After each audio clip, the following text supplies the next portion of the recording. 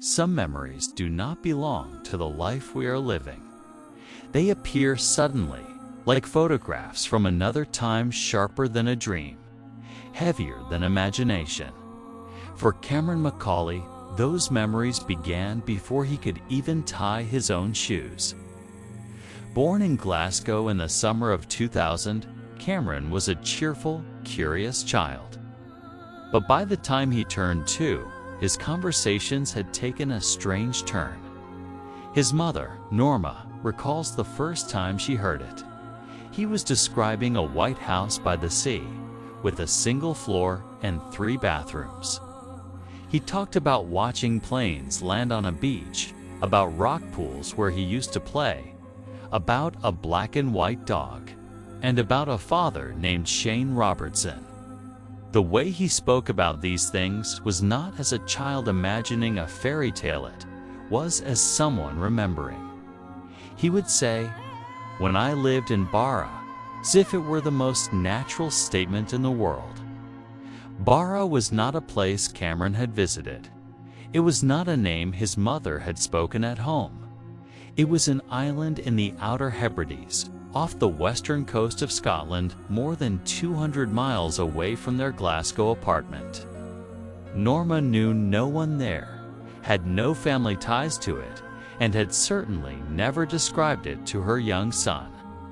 Yet Cameron spoke of it with such detail, such intimacy, that it unsettled her. He remembered his Barra mom, a woman with long hair who later cut it short. He remembered brothers and sisters who played with him in the yard, a telephone with a rotary dial, and the laughter of a household far busier than the quiet home in which he was now growing up. Sometimes, in the middle of playing with toys, he would pause, his eyes growing distant, and say, "I miss my Barra family." The memories came with a strange urgency. Cameron insisted that his Barra home had 3 bathrooms, a detail so oddly specific that it became one of the first markers his mother remembered. Most importantly, he never once referred to that life as imaginary. For him, Barra was not a story. It was a home he had lost. But these memories also brought him sadness. At night, Cameron would sometimes cry, saying that his family in Barra was missing him, that he needed to go back. Norma, torn between worry and disbelief, tried to comfort him, but the stories didn't fade. They grew richer, more insistent. By the time Cameron was 4, the depth of his recollections caught the attention of Jim B. Tucker, a child psychiatrist from the University of Virginia who specialized in cases of children claiming past life memories. Dr. Tucker had studied many such cases around the world, but Cameron's was unique, anchored not in vague feelings, but in concrete, verifiable details. A television production team from Channel 5 in the UK, working on their Extraordinary People series, learned about Cameron and decided to document his story. They arranged to follow him from Glasgow to the island of Barra to see if there was any truth to his extraordinary claims. Before the journey, Cameron was interviewed repeatedly, his words filmed without prompting. He spoke of a view from his bedroom window, the beach, the sea, the planes landing on the sand. He described the layout of the house in such exact terms: white walls, a single floor, multiple bathrooms, a garden with a gate that the crew made sketches to compare later. And then came the question that would define the expedition. Would Cameron recognize the place he remembered? Would there be a house that matched his words? And if so, what would it mean? As the boat left the mainland for the outer Hebrides, the wind sweeping across the deck, Cameron's excitement grew. "I'm going home," he said softly, staring out at the waves. For a boy who had never been to Barra, the conviction in his voice was unsettling. The crew filmed in silence, aware that they might be standing at the edge of something no camera had ever truly captured before. The ferry's horn echoed across the water as Barra came into view, a sweep of green hills, rocky shores, and the wide golden stretch of Traymore Beach. For most visitors, it was a picturesque arrival. For Cameron, it was a return. As the vessel drew closer, he pointed toward the horizon. "The planes land there," he said, referring to the beach runway unique to Barra, one of the few in the world where scheduled flights touch down directly on the sand. His excitement was almost palpable, as though the gap between memory and reality was closing with each passing wave. When they finally stepped onto the island, the air crisp with salt and peat smoke, Cameron seemed instantly at ease. This was not the cautious curiosity of a tourist, it was the familiarity of someone stepping back into a world they once knew. The production team, skeptical but intrigued, began driving with him along narrow island roads, searching for the house he had described so many times. Hours passed. The island was small, but the white single-story house with 3 bathrooms remained elusive. Then suddenly, Cameron pointed out the car window. "That's it. That's my house," he exclaimed. The crew stopped. Before them stood a modest white building with a low roof overlooking the sea, exactly as Cameron had sketched in his earlier interviews. The windows, the garden gate, even the curve of the driveway matched his descriptions. The team filmed in hushed awe as Cameron ran ahead, a mixture of joy and longing on his face.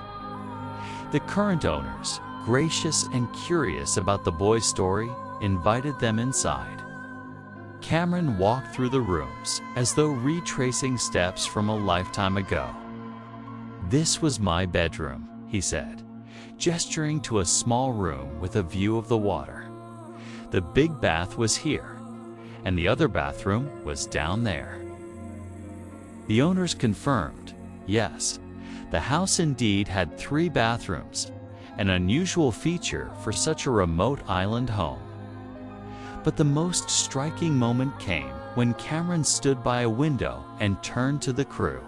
"See, this is the view I told you about," he said. Outside lay the very scene he had described from memory waves breaking on the beach. A plane visible in the distance and the open expanse of the Atlantic beyond. The production team and Dr. Jim Tucker compared their pre-trip notes with the reality around them. The match was undeniable. Not just general resemblance, but specific, verifiable details, a combination that is rare even among past life memory cases. Yet, as the day wore on, a question lingered. Who was Cameron in that life? He had always said his Barra father was named Shane or Shane Robertson, but local records yielded no clear match. A historian recalled that in the 1960s and 70s, a family named Robertson from Glasgow had stayed in that house regularly. Still, no one by the exact name Cameron gave could be linked to a recorded death in Barra. For Cameron, the absence of records didn't seem to matter. Standing on the island, walking the halls of the house, he was calmer, as though an invisible burden had lifted. "I told you I wasn't making it up," he said with a small smile. But as the sun dipped behind the hills and the wind rose off the sea, there was an undercurrent of something else, a quiet melancholy. He was here, yes, but the people he remembered were gone, their laughter now only an echo in the rooms he once called home. The crew packed up their equipment, and Cameron took one last look at the house. In that moment, the boundaries between past and present seemed impossibly thin. For a boy who claimed to remember another life, this journey had been more than an investigation, it was a homecoming. And yet, the mystery was far from solved. There is a moment after the camera stops rolling and the microphones are packed away, when a story either collapses under the weight of ordinary life or grows heavier, refusing to be put down.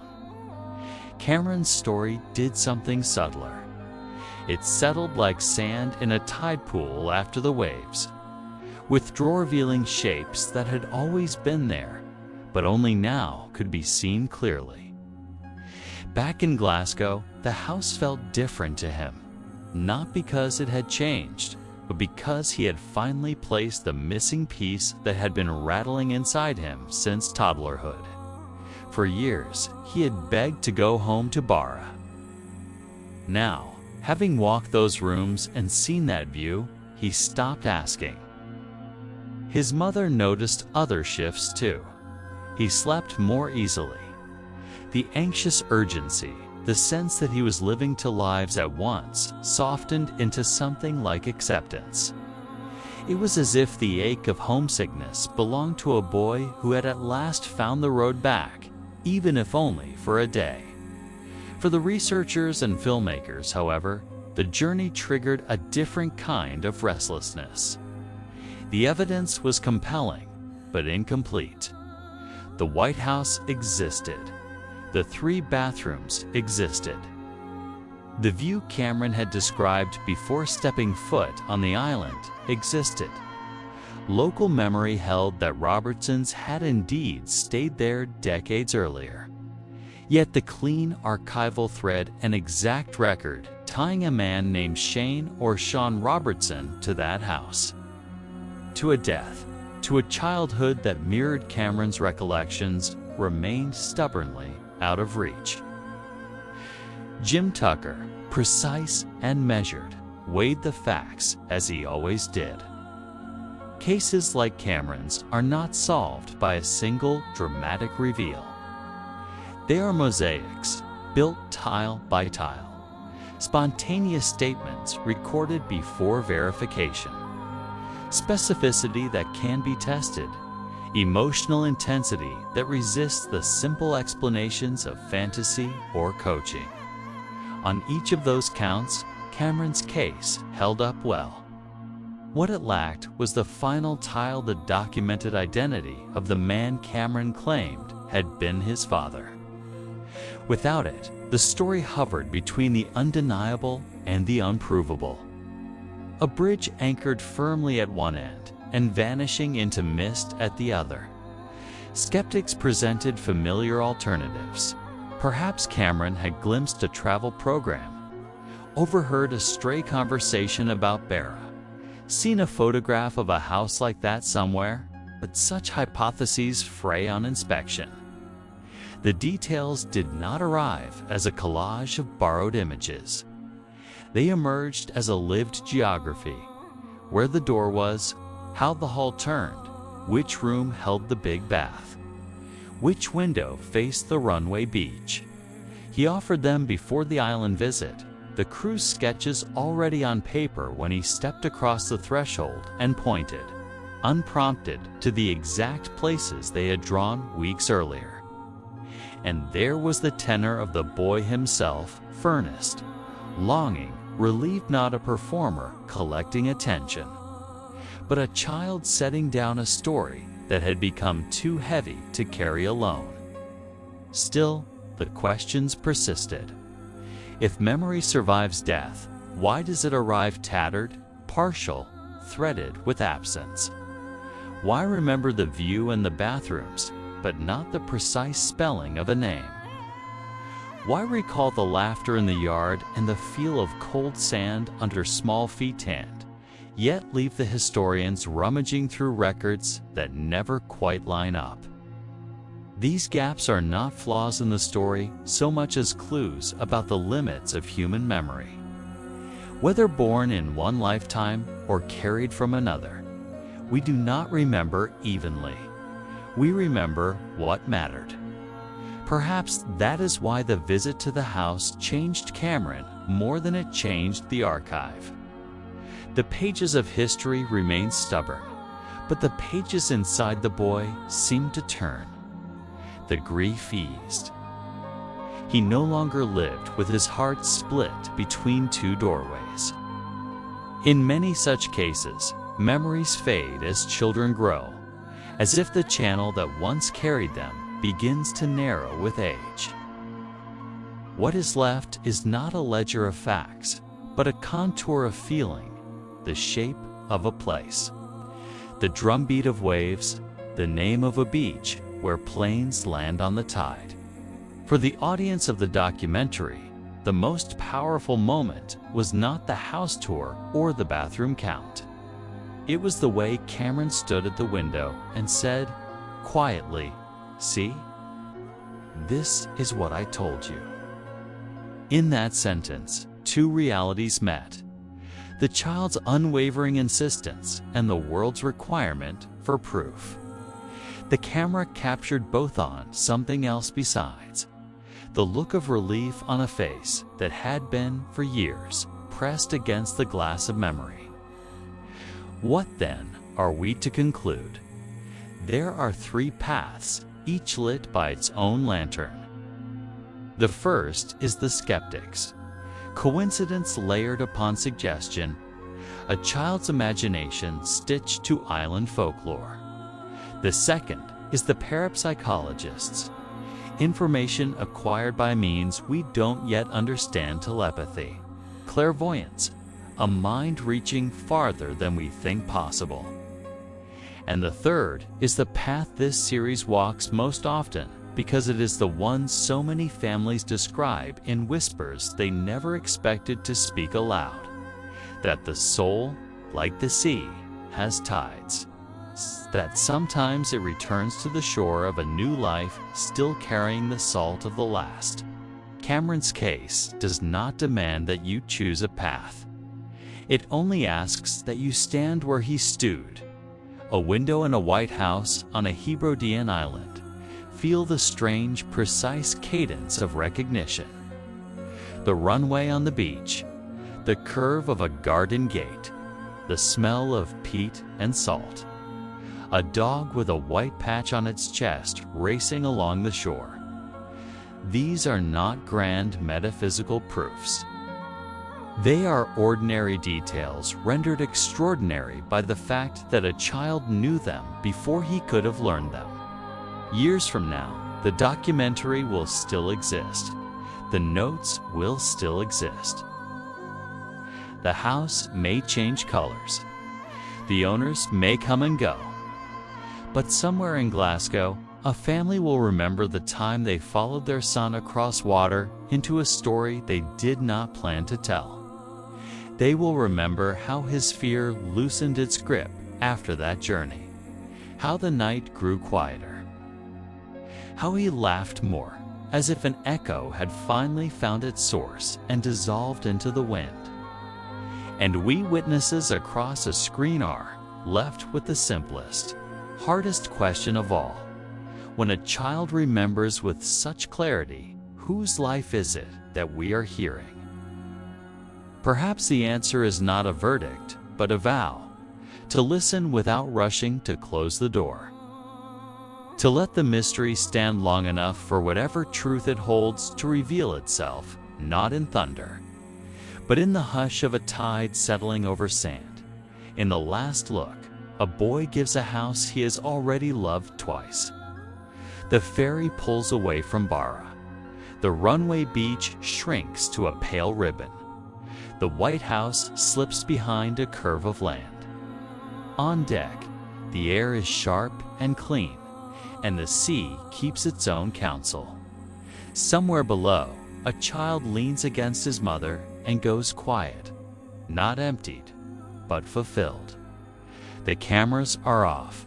The case file is thick. The ocean is wide. And the memory, for once, is at peace.